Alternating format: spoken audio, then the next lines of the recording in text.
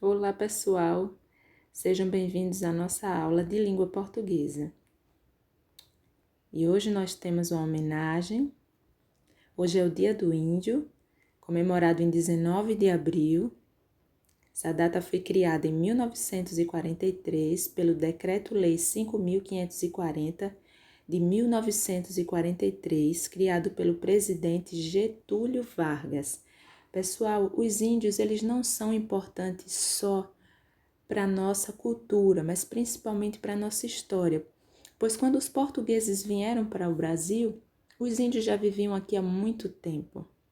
A gente está vendo que ao longo do tempo, as comunidades indígenas elas têm diminuído muito, mas é muito importante, gente, que a gente valorize a figura do índio, que faz parte também da nossa história. Vamos preservar, valorizar e respeitar essas comunidades, a figura do índio, que são de extrema importância para a história, para a cultura, para as tradições do nosso Brasil. Então, pessoal, hoje os parabéns vai para todos os índios do nosso Brasil.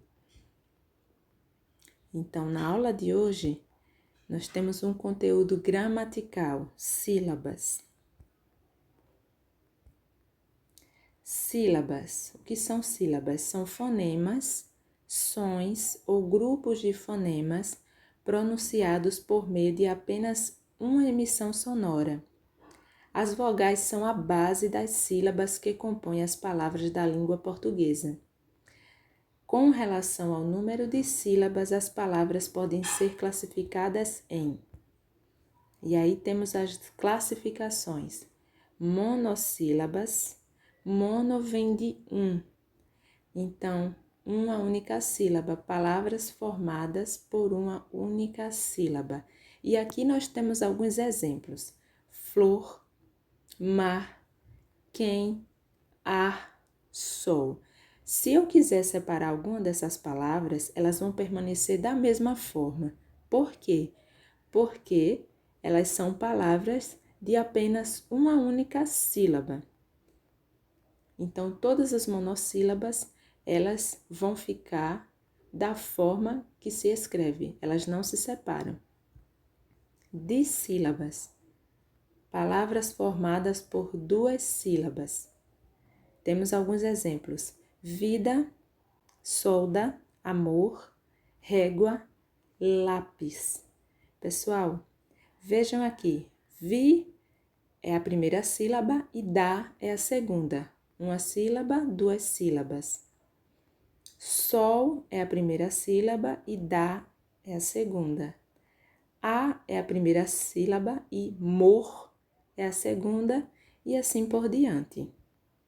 Trissílabas, palavras formadas por três sílabas. Temos alguns exemplos. Luneta, veja, lu, ne, tá, três sílabas. Caderno, saúde, passear e planeta. Eu quero chamar a atenção para essa palavra aqui, pois algumas pessoas cometem o erro de separá-las e deixar o A junto do U. Mas aqui nós temos uma trissílaba, três sílabas. O sa é a primeira sílaba, o U é a segunda sílaba e o D é a terceira.